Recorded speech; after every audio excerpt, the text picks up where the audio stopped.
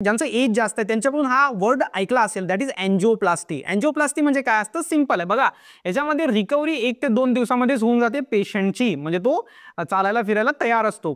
तर अँजिओप्लास्टीमध्ये काय केलं जातं की जेव्हा आपल्या आर्टरीज, बघा आर्टरीज जे असतात, लक्षात असू द्या, आर्टरीज ह्या ऑक्सिजनेटेड ब्लड कॅरी करतात आपल्या बॉडीमध्ये आणि वेगवेगळ्या ऑर्गन्स पर्यंत पोहोचवतात.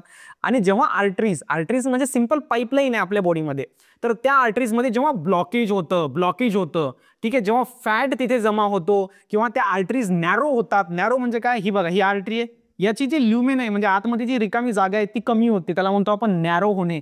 आणि ब्लॉक होणे, बघा असा फॅट इथे जमा होतो आणि ब्लॉक होतं. याच्यावरती केलं जातं अँजिओप्लास्टी.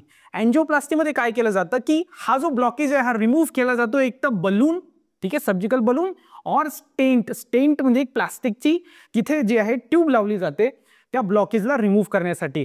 सो जेव्हा या आर्टरीज मधलं ब्लॉकेज रिमूव्ह केलं जातं त्याला आपण म्हणतो angioplasty with the help of balloon और स्टेंट. जर तुमच्या आजूबाजूने कोणी असेल त्याचा अँजिओप्लास्टी झाला असेल तर त्याला हा व्हिडिओ नक्की शेअर करा आणि त्यांना सांगा की सायन्स खूप इंटरेस्टिंग आहे.